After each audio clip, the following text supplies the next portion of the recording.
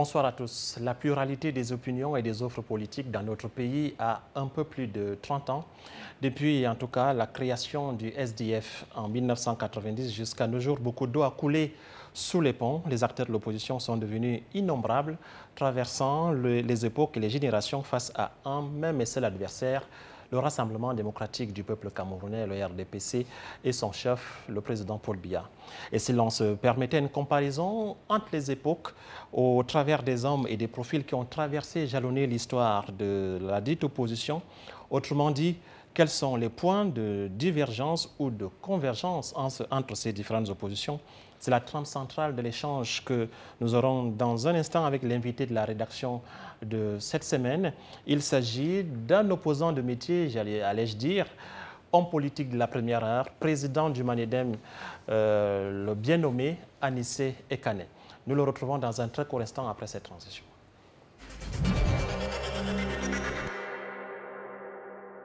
Anissé Ekane, bonsoir. Bonsoir. Et bienvenue sur notre antenne, sur notre plateau.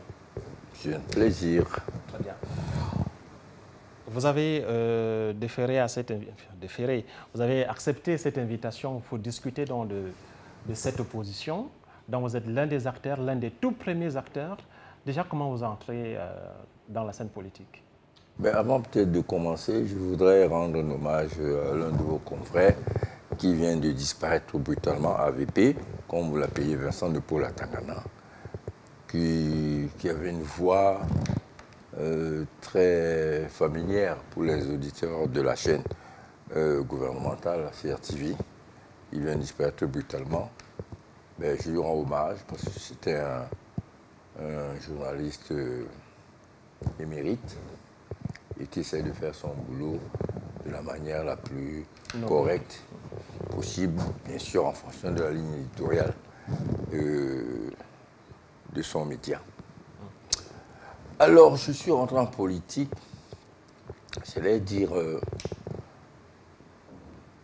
d'une belle façon.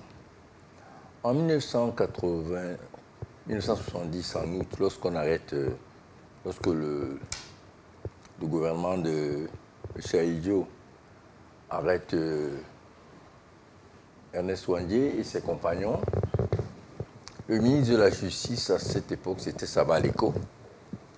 Donc je lisais la presse du Cameroun, l'ancêtre de Cameroun Tribune, où il avait fait une interview. C'était Saba Aleko rompt le silence à propos des arrestations d'Ernest Ouandié. Et il déversait toute sa bile. Un assassin, un éventreur de femmes, un violeur, un bandit de grand chemin sur Ernest Ouandié. On est en août 70. Après, il passe donc en procès au mois de décembre. Il est condamné à mort avec Ngassem Mathieu, son compagnon, qui est vivant, il faut quand même le préciser. Et le hasard fait que, au mois de janvier, je me rends avec mon établissement à Bafoussam pour faire un match de football.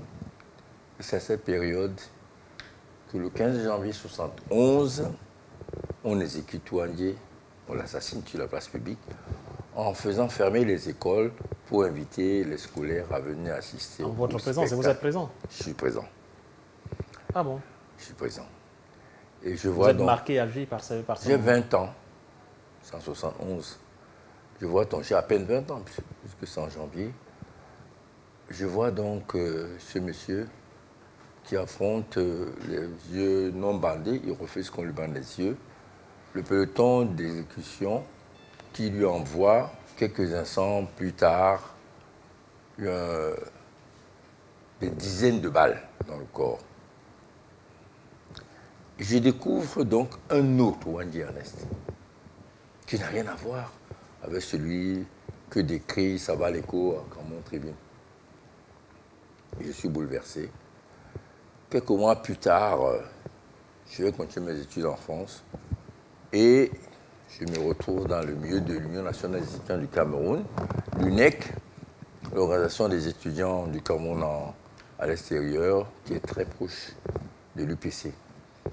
Et je me dis, bon, il faut quand même que j'essaie de me familiariser avec ce personnage, qui était-il, comment, etc. Et je découvre donc qui c'est, Ernest Ouandjé. Et c'est comme ça que naît chez vous la fibre C'est comme ça que fibre politique. Voilà, la volonté de ressembler à Ouandjé. Je vous assure vraiment ressembler. Quand je parle de Ouandjé, j'ai les poils qui se hérissent sur mon corps. Et je fais une petite confidence. Mon épouse, chaque fois que je me perds dans mes pensées et que je donne l'impression que je ne suis pas là, elle me dit, dis à Ouandjé d'aller, de te laisser tranquille, occupe-toi de nous. Tellement, je suis habité en fait par l'esprit de Ouandjé. Habité par l'esprit de Ouandjé. Et donc, début des années 70, vous entrez dans, vous avez dit... J'arrive en septembre France, 11 en France. Vous commencez une vie militante au sein pratiquement de l'UNEC. De l'UNEC, très proche de l'UPC, et très rapidement, 2 ans plus tard. Vous basculez complètement dans la vie politique. Complètement dans... En clandestinité, donc. Évidemment, on est sous Aïdio en 1973. Voilà. Et donc, jusqu'en 1990, vous cheminez dans cette opposition-là. Ah oui. Dans les rangs de l'UPC. Dans les rangs de l'UPC. Je rentre en 83, après l'annonce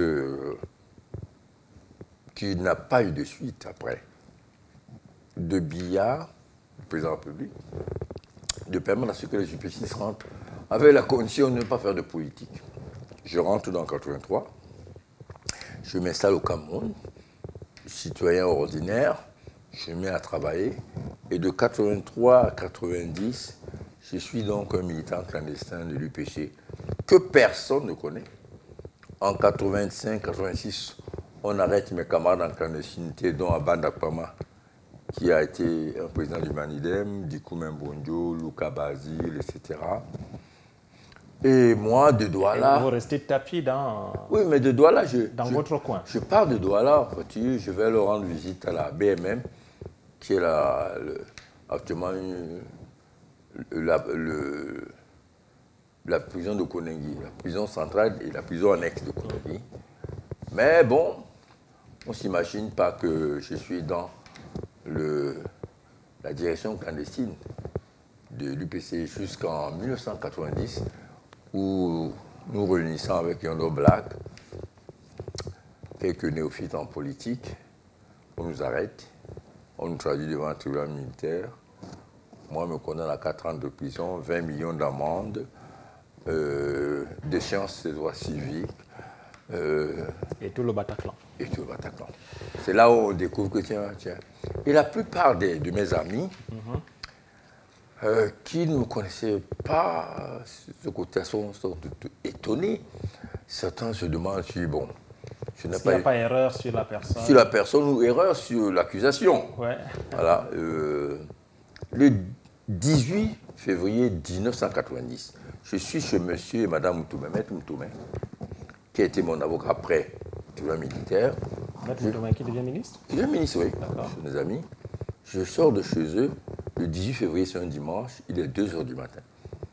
Et en m'accompagnant à l'entrée de sa maison, je lui dis, Douala, il y aura, comme je l'appelais, rien de sérieux, on parlait de politique, de se fera dans ce pays en dehors de l'UPC.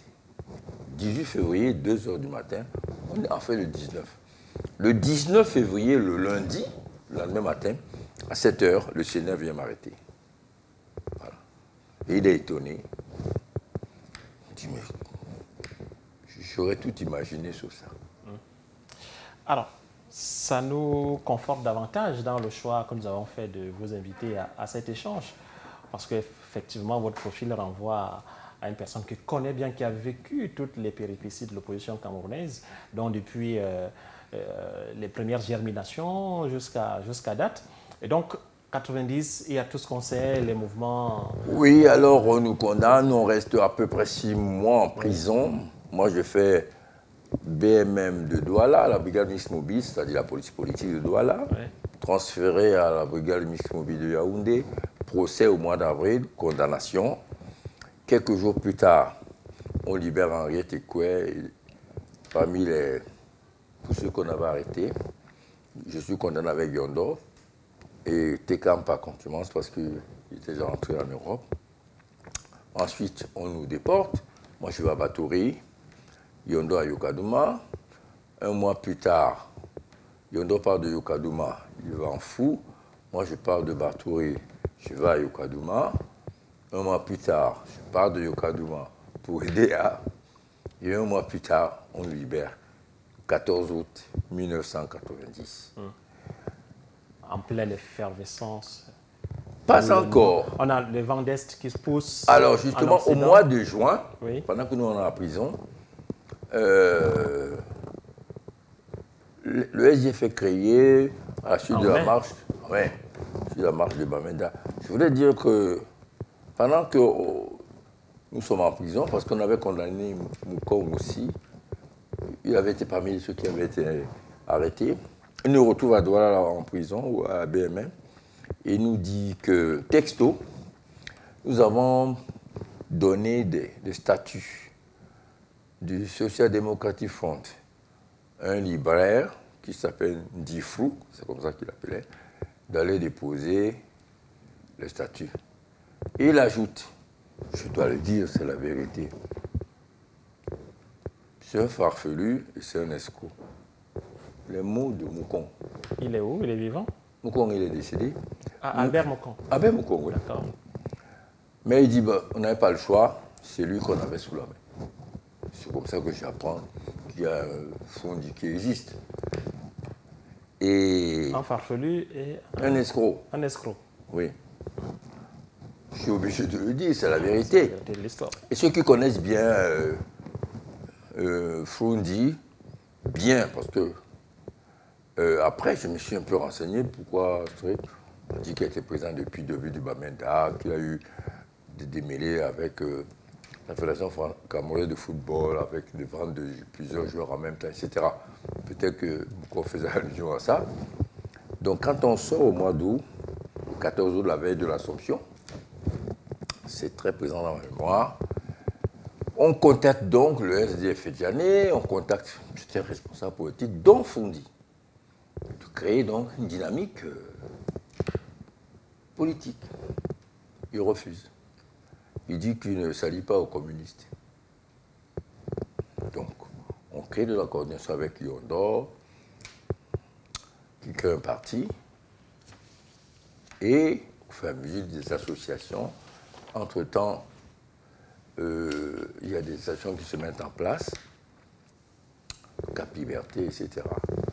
Et c'est cette dynamique populaire qui va affronter l'Union pour le changement, qui sera l'organisation qui va porter Fondi à l'élection présidentielle de 92, après avoir réclamé la conférence souveraine, bien sûr, et à notre victoire. On le dit comme on le pense. Victoire de l'opposition. Victoire à l'élection présidentielle de 92. Vous continuez à maintenir, à soutenir que vous avez gagné. Oui, on a gagné. On a gagné. Bon, c'est vrai que certaines organisations et hommes politiques de l'époque ont aidé à la confusion. Je vais les citer. Bello Bouba, qui est parti de la coordination pour être candidat à cette élection. Jean-Jacques Ekindi, Adamou Ndamdjoya. Si on prend que la moitié des voix qui sont portées sur ces candidats, le résultat de 92 n'aurait fait aucun débat, aucune contestation, parce qu'à ce moment-là, on passerait largement au-dessus du score de Biya. Donc il y a des hommes politiques de l'opposition qui ont aidé déjà à l'élection de Biya en 1992. Alors, avant d'aller plus loin, comment expliquez-vous donc que vous qui avez eu ce parcours, ce démarrage, cette entrée en politique douloureuse avec ces arrestations, ces, je ne veux pas dire déportations, mais voilà, toutes les péripéties par lesquelles vous êtes passé de prison en prison et autres, que quelqu'un qui n'a pas votre vécu politique et votre entrisme dans l'idéologie politique comme vous l'expliquez avec toute cette antériorité avec, en tout cas vous avez vécu la mise à mort de Wandié et tout ça, le militantisme dans la clandestinité en France et puis ici, que quelqu'un arrive comme ça, 10-15 ans plus tard, vienne vous souffler la première position lorsque maintenant les choses deviennent concrètes. Comment vous avez été aussi facilement disqualifié lorsque les choses sont devenues sérieuses? Parce que dans la vie, ce n'est pas toujours, à tout moment, que la vérité triomphe. il y a Lénine qui disait que les communistes ont toujours fondamentalement raison. Mais ils n'ont pas toujours raison. Mais fondamentalement, ils ont raison. Aujourd'hui, prospèrent les églises de réveil, qui sont postérieures aux églises traditionnelles. Mais l'engouement est où? L'engouement est chez les pentecôtistes, avec leurs gourous, qui font des choses extraordinaires, invraisemblables. Mais ils ont des foules innombrables qui cèdent par l'aliénation à ce discours un peu fantasmagorique. C'est exactement la même explication. Demander ou faire appel à l'intelligence des gens, au programme politique, à l'histoire politique, à l'engagement sans calcul, sans envie de positionnement politique. C'est plus difficile que de leur dire que je suis le Messie, je suis le gourou, qui me suivent. J'ai un ami qui était sympathisant du Manidem avant l'avènement du MRC. Un jour, il m'envoie une vidéo. Il est dans sa voiture et il chante lui-même. Quand te dit il faut y aller, il chante. Quand te dit il faut y aller, il faut y aller. Je suis responsable. Je l'appelle, je dis que mais ça ne va plus. Il me dit non. Moi, je suis comme je dis, mais c'est quand même une drôle de façon de faire de la politique. Oui, c'est ça la réalité de la situation. Bon, en même temps, je ne suis pas pessimiste. Nous ne nous engageons pas, nous les vrais UPCistes, en politique pour un positionnement. Les Oumouandi et Moumié n'ont jamais été conseillers municipaux, députés, etc. Donc ce n'est pas le positionnement politique, c'est le changer ce pays. Nous sommes des opposants structurels. C'est-à-dire que c'est la structure du régime qui nous intéresse, ce n'est pas les individus. On ne veut pas remplacer les gens. Et puis, chaque chose a son temps, chaque peuple a son histoire, sa trajectoire. Certains y arrivent plus rapidement à se libérer, d'autres un peu plus difficilement. Et nous, on a des avantages qu'on est le pays des Oumioubé. C'est le nœud gorgien de la Centrafrique, de la France-Afrique. Et c'est difficile, c'est plus difficile qu'ailleurs. Parce que, par exemple, la France sait que si ça se décante vraiment au Cameroun, elle aura peu de chances d'empêcher la propagation du changement et de la révolution. Donc c'est un peu plus difficile chez nous. Le pays de Oum et de Wandji, c'est un pays plus difficile. Alors, Adissé Kane, donc on est d'accord avec l'intitulé de cette émission qu'il y a deux oppositions au minimum. Il y en a plusieurs. L'ancienne oui. et la nouvelle. Oui, si vous voulez. Sur l'espace temporel, sur l'espace... oui, si on se situe dans le temps. Tout à fait. Si, donc l'ancienne opposition est incarnée par qui? Quels sont les hommes qui incarnent aujourd'hui vous, notamment. Merci. Pas seulement. Mais qui d'autre dans l'échiquier incarne cette opposition? Autant dans la constance, dans le combat. La trajectoire. Dans et la constance dans le combat. Politique et idéologique. Absolument. Et puis aussi, dans le temps, le basculement, on va dire, dans ce qu'on appelle aujourd'hui la nouvelle opposition. Est-ce que vous pouvez nous... Je peux citer des personnalités. En premier lieu, bon, mes compagnons de lutte dans l'UPC, qui pour certains sont aujourd'hui dans l'UPC des fidèles, l'UPC Manidem. Henri Tekoué, et la direction aujourd'hui de l'UPC Manidem. Dieu Kamtchameni, Mboua Massok, même si c'est un peu perdu dans les batailles politico-administratives de l'UPC. Voilà un peu les personnalités connues de cette période. Donc cette opposition-là est UPCiste essentiellement? Elle est patriotique et nationaliste, panafricaniste. C'est comme ça qu'on la caractérise. Si vous regardez un peu en dehors de celle-là, vous verrez que l'ensemble, la quasi-totalité des cadres, pas des cadres, de la nouvelle opposition a flirté avec le parti unique. À commencer par le plus illustre d'entre eux, Foundi, qui en 1988 était encore en bataille pour diriger le RDPC dans la Mézam. Il a été battu par Achidi Achou. Tous les autres ont flirté. Donc, du coup, vous ne mettez pas Foundi dans le premier panier de cette opposition historique? Oui, mais bon, malgré le fait que Non, aujourd'hui, il arrive dans la scène quand même en 90. Oui, mais aujourd'hui, il se met quand même, il est un peu à l'écart. Je dis ceux qui continuent quand même à occuper la scène politique, il faut dire un peu à l'écart, il a passé le relais, paraît-il, à Joshua. Mais pour montrer quand même que l'avantage, ce qu'on peut quand même lui concéder, c'est que il n'a pas traversé le fleuve, de l'autre côté. Mais une nouvelle fois, on va dire.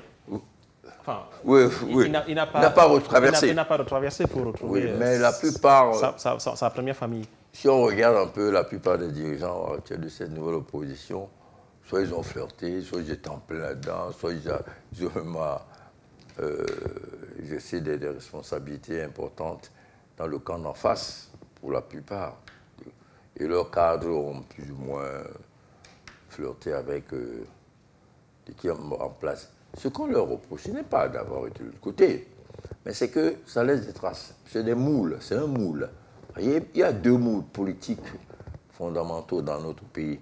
Le moule nationaliste patriotique et le moule ojoulatiste, c'est-à-dire ceux qui étaient prêts, comme les Mahi Matip, Laïdjo, le Mbida, le Okala, à accepter le compromission avec la France, à la différence de l'UPC qui voulait l'indépendance totale tout de suite, avec une souveraineté politique et économique. Bon, c'est ce moule-là qui a fabriqué ces dirigeants qui nous ont rejoints, nous les UPCistes, en 90.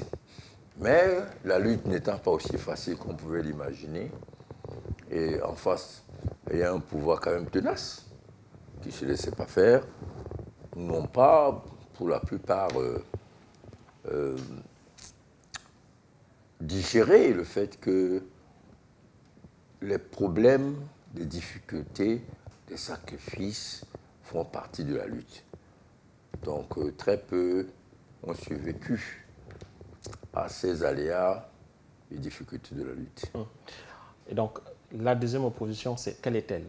Si on a parlé de l'opposition historique. Les néo-opposants, oui. Les néo-opposants, comme vous les appelez. Oui, bon, les pentecôtistes de la politique, qui même me suivent. J'ai beaucoup... Vous les situez à quelle période de temps? En réalité, elle commence à pointer du nez lorsque la dynamique politique nationale de synergie qui s'est mise en place en 90 a perdu du poil de la bête. Ça, c'est vers les années 97, à peu près. Après l'élection présidentielle. Oui, on a vu un certain nombre d'entre eux apparaître, lever la tête, se dire dirigeants de l'opposition, leader incontesté, incontestable, etc. Successeur de Oum, du n'importe quoi, en réalité. Et ça continue donc après 2000, jusqu'en 2018, où c'était la foire. La foire. Pourquoi la foire? Il y avait la plupart des candidats, lorsque le problème s'est posé pour l'élection 2018, on leur a dit, c'était évident, et ils le savaient, que tout seul, personne ne pouvait battre le RDPC, pas uniquement du fait de la faute, ni du code électoral, mais du maillage de la société camerounaise par les chefs traditionnels, les sous-préfets, les chefs districts, les gouverneurs, les élites. Ce maillage-là voudrait que pour venir à bout de ce maillage, il faut être unis, forts et déterminés. Mais la plupart se sont vus des dirigeants, des messies avec IE, pas footballeurs, des messies, des gourous. Je vous dis qu'on a été l'un des partis, sinon peut-être le seul, qui est reçu dans notre permanence avant l'élection 2018, Maurice Kamto. On lui a dit que, cher ami, tout seul ne peut pas battre Biya. Il nous a assuré qu'il va gagner. Vous avez vu ce qu'il en a été. Et tous, du plus petit au plus grand, en fonction de quoi, je ne sais pas, ils se voyaient, tout ça et tout dit. Mais on ne rentre pas étourdi aussi facilement. On a affaire quand même à un régime qui a la maîtrise du terrain, du pays, qui a les astuces du pouvoir, les moyens du pouvoir. Donc pour ébranler un tel régime, pour créer la masse critique indispensable, à le faire plier, changer de direction, changer de comportement, ce n'est pas les proclamations qui le font. Ce n'est pas la déclaration tonitruante. Ce n'est pas les communiqués incendiaires qui changent un régime, ou font piller un régime tel que celui de RDPC. C'est l'organisation, c'est la mobilisation, c'est la formation des citoyens en parents dispersés de façon ordonnée, organisée. C'est ça qui crée le rapport de force indispensable pour revenir à bout ou poser des problèmes à un régime tel que celui du RDPC. Alors, restons un peu sur le conducteur qu'on s'est donné pour cette émission. Les deux oppositions, donc la pionnière, donc vous êtes l'une des incarnations, et puis la deuxième que vous qualifiez, que vous situez à partir de, après l'élection présidentielle de 2007, où on a vu... 97 même. Ça 97, ah non, j'allais dire 97, 27, oui. où on a vu justement un certain nombre de leaders de l'ancienne opposition rallier le pouvoir. Oui. Est-ce que, je parle ici notamment de Bello Bouba Maïgari, qui avait boycotté cette élection présidentielle-là, et qui, je ne sais trop comment, s'est malgré tout retrouvé avec un strapontin ministériel. Mais Bello avait déjà, il était parmi ceux qui ont détruit la dynamique de 92, puisqu'il a refusé de faire le chemin avec l'Union pour le changement. Il allait se présenter en 92. Mais c'était son droit quand même, non? De penser qu'il avait la capacité de... Mais il était dans gagner. l'association de partis politiques de l'opposition qui a enfranti l'Union pour le changement. Okay. Et je viens de vous dire que la condition sine qua non pour ébranler un tel régime, ce n'est pas de la rendre dispersé. On peut donc se poser la question, quelles étaient vraiment les intentions de ceux qui n'ont pas voulu cette dynamique populaire d'ensemble? Est-ce que vraiment, ils s'imaginaient qu'ils pouvaient être président, ou bien c'était quelque chose de programmé, de disloquer cette dynamique qui aurait pu gagner beaucoup plus facilement l'élection en 92. Donc ça commence en 92, les défections, j'allais dire bizarres, plus ou moins évidentes pour favoriser le camp d'en face, jusqu'à, bon, après, bon, un alignement par des accords avec le RDPC. Justement, est-ce que cette ancienne opposition, enfin ces anciens leaders ont eu raison de faire ce choix? Est-ce qu'avec du recul, vous vous dites, voilà, est-ce que vous pouvez vous mettre à leur place pour comprendre, en appréciant le chemin parcouru jusqu'ici? Ça dépend de quel point de vue on se trouve. S'ils ont fait le bon choix. Ça dépend de quel point de vue. Le bon choix, c'est en fonction du point de vue qu'on adopte. Si le bon choix, c'est devenir ministre, amasser de l'argent, avoir le sentiment d'avoir le pouvoir, oui. Si c'est ça leur choix, oui. Mais si le bon choix, c'est pour l'intérêt du pays, l'intérêt des Camerounais, des plus pauvres, des démunis, qui nécessite un changement structurel de notre pays, qui nécessite tout au moins une possibilité de faire changer, de modifier le cap de la gouvernance parce qu'il y a une masse critique en face du RDPC. Si c'est ça le bon choix, ils sont allés à côté. Parce qu'ils ont choisi le positionnement politique à l'intérêt général. Ils ont choisi leur avenir personnel à l'avenir du pays. Voilà, c'est de ça qu'il s'agit, vu de notre point de vue. Et vous aurez plutôt tendance à dire que, vu comme ça, ils ont fait le mauvais choix. Et ils ont fait le mauvais choix pour l'écrasante majorité des Camerounais. D'autres leaders de cette ancienne opposition sont donc restés jusqu'à date dans cette opposition-là, dont vous, président du Manidem. Lorsqu'on vous dit opposant de métier, est-ce que c'est valorisant forcément ou bien vous vous dites... Vous savez, oui. Oui, les invectives de ce type, nous sommes au-dessus. Nous ne sommes pas rentrés. Je suis rentré à l'UPC. Je le répète, en 1973. Et en 1973, c'était Swahilio. Ce n'était pas pour me positionner, bien au contraire. On était dans une phase où être opposant, c'était quelque chose de très risqué et dangereux. Bon. Donc, si c'est ça, opposant de métier, c'est-à-dire la constance dans les choix politiques, le fait de ne pas dévier d'une trajectoire idéologique et politique, ça ne me dérange pas. Mais la politique aussi, ça, il y a un parcours, il y a un cursus. Ceux qui se lèvent le matin disent qu'ils sont des dirigeants politiques ou des gourous qui vont être présidents en 2025, avec tout ce que ça comporte comme déclaration farfelue. Oui, ils sont venus en politique pour se positionner comme la cuillère qui amène la nourriture à la bouche. Mais bon. Alors, 30 ans d'opposition ou un peu plus, en comptant même les années de la clandestinité, est-ce que vous n'avez jamais été approché par le camp d'en face pour faire comme les autres? Ou alors on a continué à vous considérer comme du menu fretin finalement? Est-ce que ce n'est pas ça la vraie question? Est-ce que vous avez été approché à un moment ou à un autre? Soyez un peu sincère là-dessus. Vous savez, cette histoire d'approcher est une histoire très bizarre. Parce que il y a tellement de farfelus dans ce pays que tous sont des envoyés de la hiérarchie, comme on dit. Du sommet. Du sommet. Premièrement. Et deuxièmement, vous voyez, un homme politique sérieux est lisible. C'est-à-dire que le camp d'en face connaît bien les hommes politiques et leurs adversaires. Il ne faut pas les prendre pour des idiots. Et on voit, ils savent quels sont ceux qui sont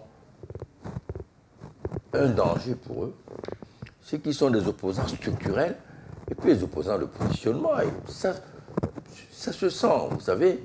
Et le pouvoir d'en face, qui connaît bien les UPCistes, sait très bien que les vrais UPCistes, on peut difficilement les faire changer d'avis en appuyant sur le bouton de la promotion personnelle. Ils savent, ils ne peuvent pas se tromper. Vous savez, le camp d'en face ne se trompe jamais sur ses amis ou ses adversaires. Ils ne se trompent pas. C'est des Camerounais qui peuvent avoir l'impression que, bon, non, ils ne se trompent pas. Ils voient rapidement. Et puis bon, quand vous montrez votre disponibilité à laisser tomber un certain nombre de choses pour votre positionnement, ça aussi, ça se lit. Ça se lit très rapidement. En gros, Anissé Kané, en gros, oui. Pour résumer sur cette question-là, oui.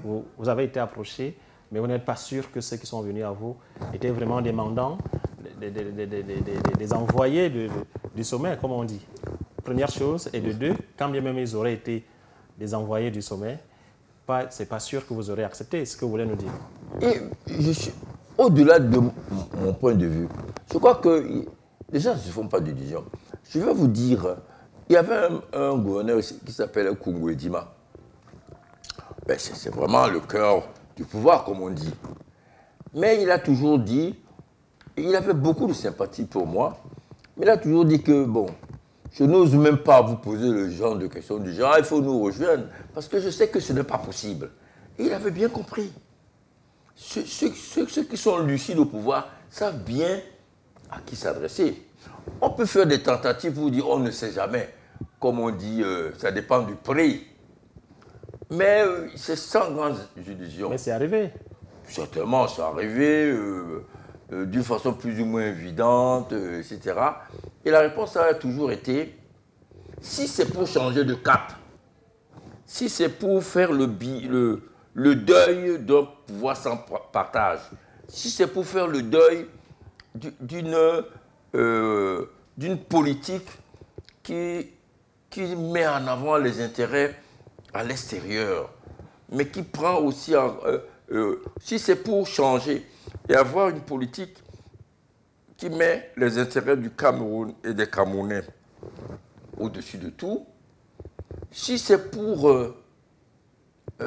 admettre aujourd'hui que le pouvoir en place ne peut plus diriger ce pays, au moins tout seul, oui, mais c'est pour coopter des gens, venir manger comme des petits oiseaux sur leurs mains, grappiller quelques grains de maïs. Non. Oui. Si aujourd'hui, et c'est la situation qui amène ce genre de contexte. Ce n'est pas uniquement un problème de Biya veut ou Biya ne veut pas.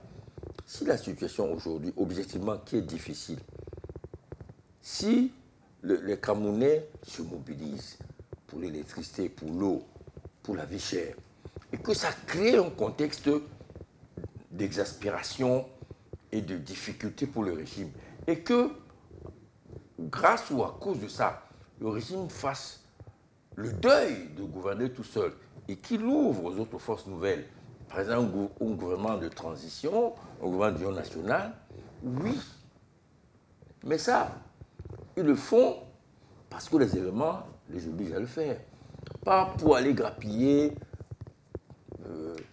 des gens pour, en réalité, ternir l'image de l'opposition. Alors, ce que vous voulez nous dire, oui, que ce n'est pas pertinent pour un opposant de rallier un vainqueur d'une élection présidentielle, comme en 2018 le président Biya, qui fait un score de 111% et qui, malgré tout, va chercher dans l'opposition des leaders pour constituer sa majorité, ou du moins renforcer sa majorité présidentielle. Quels sont les leaders de l'opposition qu'il a pris? Le président du PADEC, par exemple, Jean Dudieu. C'était bien un des vôtres dans l'opposition. Non. Vous avez cheminé ensemble à un moment donné. Non, vous savez, Pourquoi vous en riez? Pourquoi vous riez? Je dois dire que je connais bien notre ami Momo. Oui. Très bien, on l'a bien dit. On est des amis, disons ça comme ça. Mais il y a des gens qui ont un parcours. Et de temps en temps, ils font des haltes. Je crois qu'il a fait une halte chez nous, mais il avait la destination qu'il avait déjà choisie depuis belle lurette. Ça se voit, vous voyez, on ne change pas comme ça. Il y a des gens qui... Je dis, je vais à Yaoundé, bon. Mais quand je m'arrête à EDA, je peux faire croire à mon ami que je suis arrêté là parce que je viens te rendre visite, alors qu'en fait, je vais à Yaoundé, vous voyez. C'est ce genre de parcours. Non, Momo a fait une halte... Dans l'opposition. De l'opposition. Mais son chemin, c'était le pouvoir. C'était le pouvoir. Et il le dit. Mais il a dit à moi que, moi, je ne suis pas en politique pour être dans l'opposition indéfiniment. Que le poste que j'occupe aujourd'hui, je n'aurais jamais rêvé dans ma vie d'être ministre. Lors d'une émission... Est-ce que ce n'est pas un accomplissement? Sur la reine, est-ce que c'est pas un accomplissement? On lui a demandé, sur la reine, oui. Est-ce que vous pouvez démissionner? Il a dit, mais vous êtes fou? Moi, démissionner?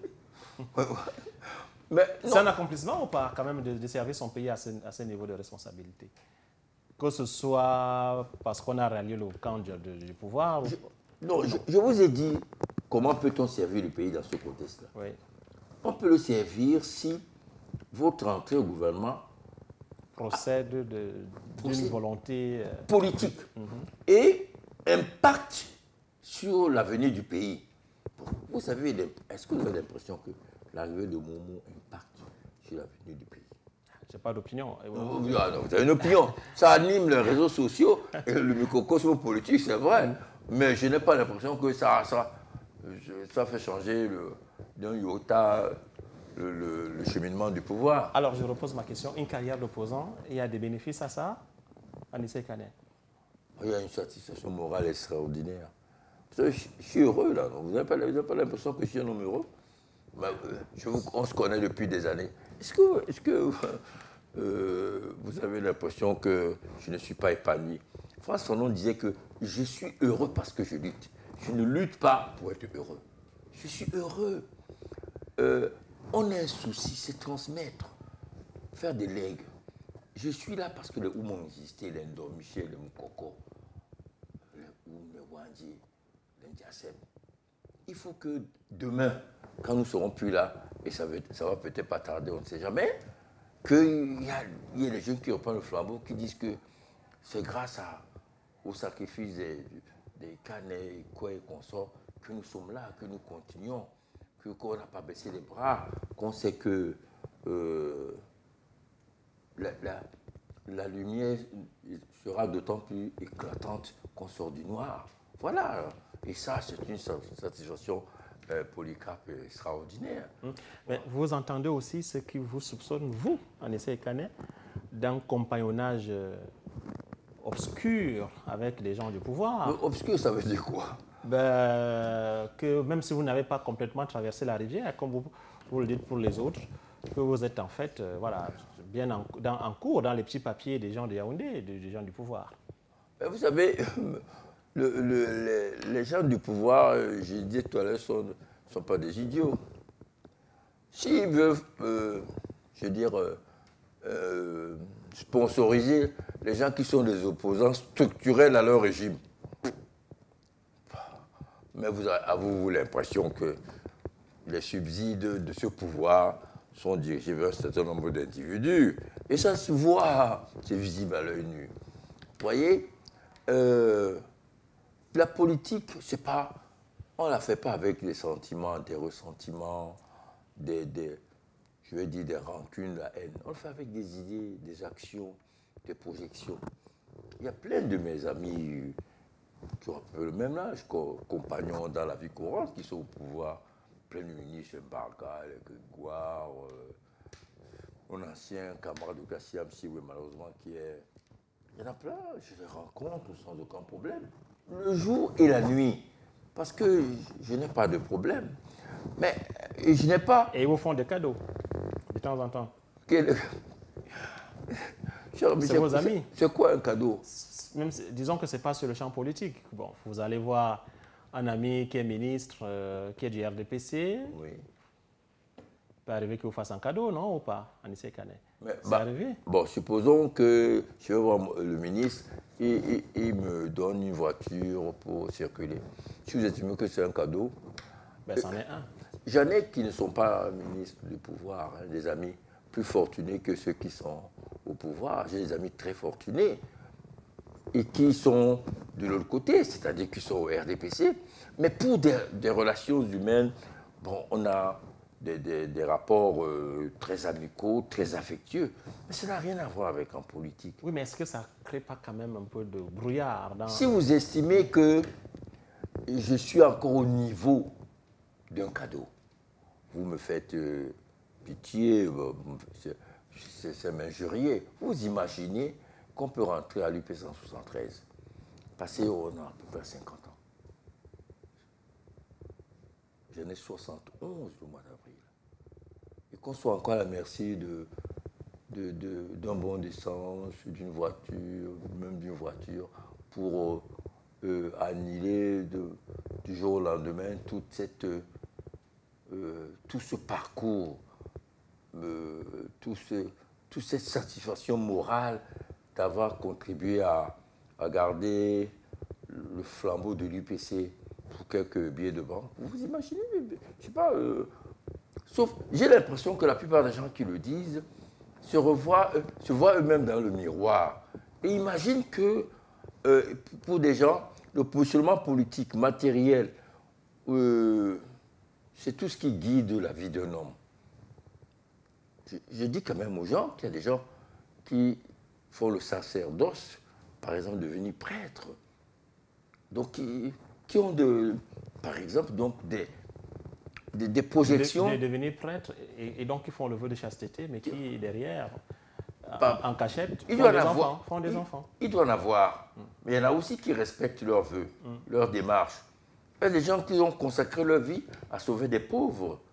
Donc, qui n'ont pas comme projection avoir une grosse voiture, des villas, des centaines de milliers de francs, souvent qui vous amènent à New Bell ou à Kondengui. Vous voyez, donc c'est très vicieux. La plupart des gens qui imaginent que l'argent, c'est tout. Et pour cela... Vous pensez qu'il y a une entreprise, une volonté de disqualifier des gens comme vous? Oui. De vous jeter l'opprobre pour quel dessein? Pour qu'ils puissent exister. Puisque leur démarche est justement celle-là qui nous reproche. Puisque la politique, c'est comme un étrier, comme une cuillère qui amène la nourriture à la bouche. Pour qu'ils éclaircissent leur parcours, il faut éliminer tous ceux qui qui essaie d'éclaircir le brouillard.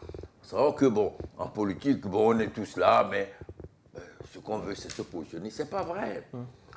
Si j'estime que, jusqu'à aujourd'hui, il y a des gens qui se battent jusqu'à laisser leur vie pour que ce pays s'y change comme les Oum l'ont fait, et d'autres Camerounais anonymes, quand on peut le croire, on n'imagine pas que tout le monde est corrompu ou tout au moins a pour seul objectif de se positionner financièrement, etc.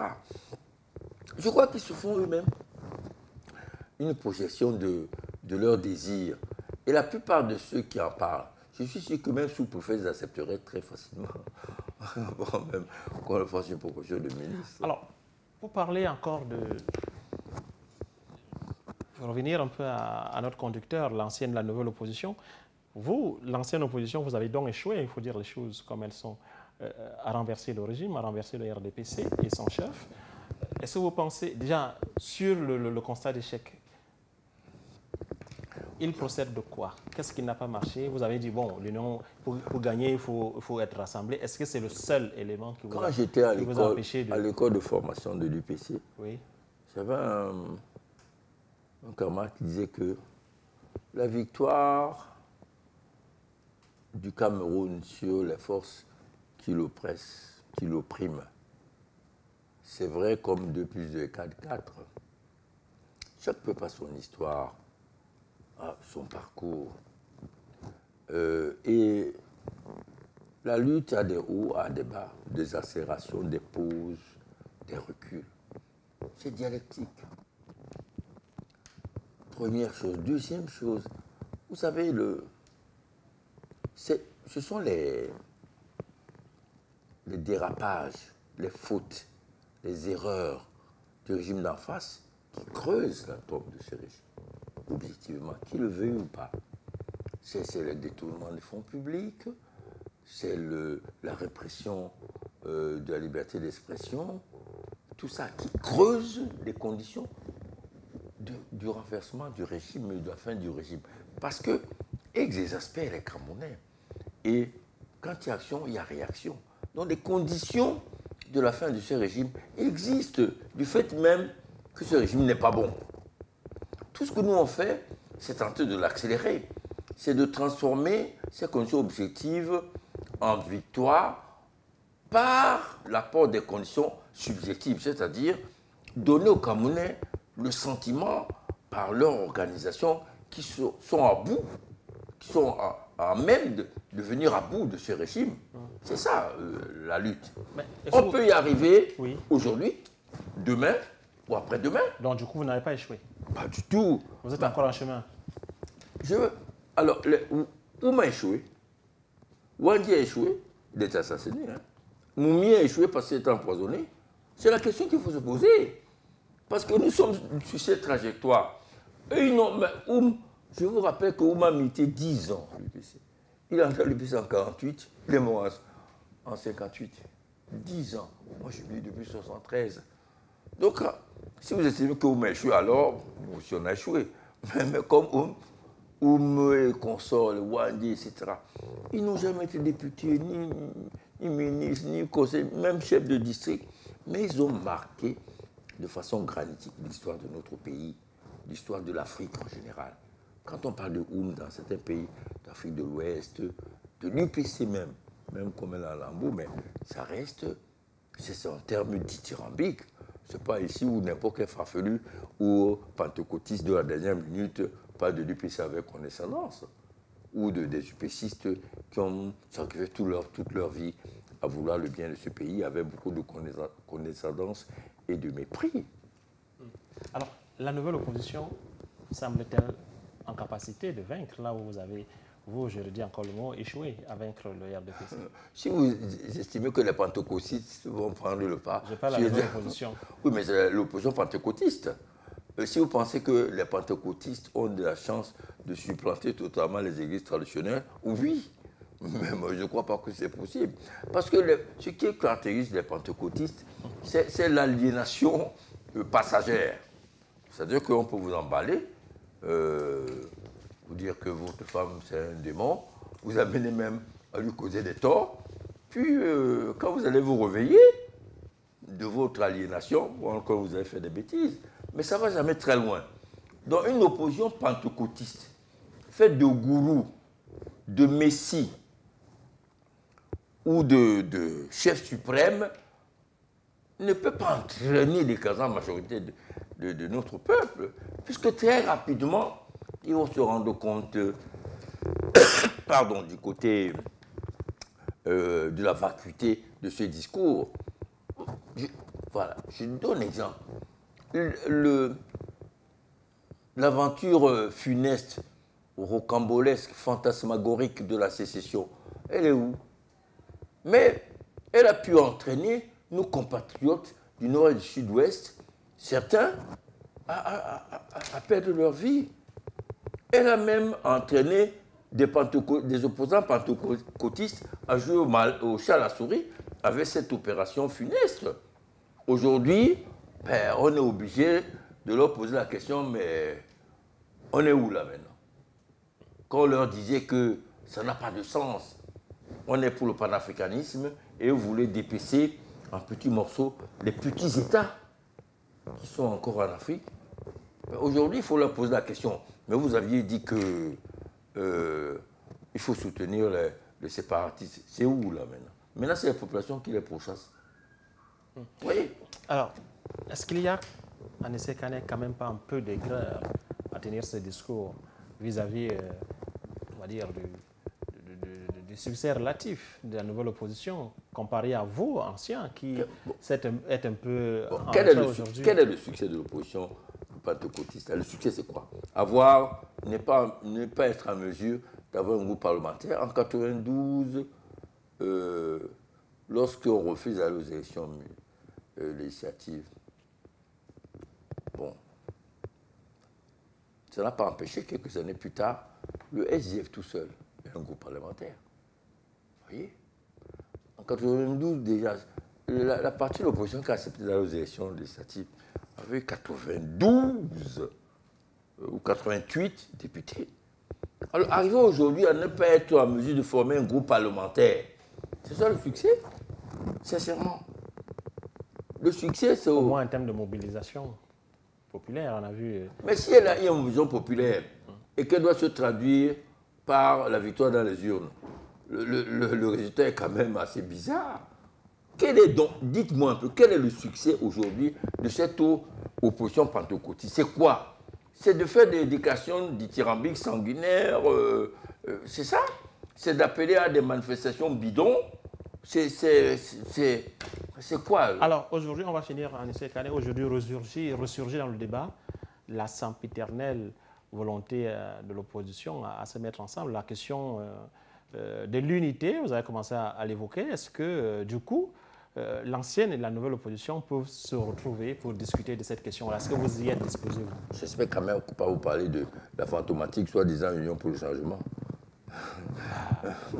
Pas celle du Parlement, je veux dire. Est-ce que entre vous, opposants, vous parlez les anciens et le nouveau? Mais je vous ai dit qu'on a reçu comme toi pour l'élection 2018. Oui, ça fait 3 ans maintenant. Oui, mais est-ce que vous avez entre-temps continué à... Ce discours, on le tient depuis 80. Ça fait 4 ans même. Oui, ce discours, on le tient depuis 90, 91. Oui. Et depuis, on le tient. On dit que c'est la dynamique populaire, consensuelle, qui peut venir à bout ou ébranler le régime RDPC. Certains ont pensé que le positionnement personnel, parce qu'on peut grappiller 2 ou 3 postes de députés, conseils municipaux, etc., même une région, c'est ça qui fait leur bonheur. Oui, c'est ont amassé beaucoup d'argent, ont eu des prébendes, oui, mais est-ce que quand vous questionnez les Camerounais, qu'en 20 ans ou 30 ans, qu'il y ait une opposition parlementaire, ça a changé quoi? Est-ce que c'est ça qui doit être... Il y a un pentecôtiste aussi. Oui, il y a un pentecôtiste qui déclare que je serai président en 2025. Mais quand vous appelez les opposants pentecôtistes, vous avez un discours un peu condescendant vis-à-vis de vos collègues de l'opposition. Péremptoire. Péremptoire. Si on était dans un pays sérieux, Il y a des gens qui ne parleraient pas quand un certain nombre de gens leur parlent.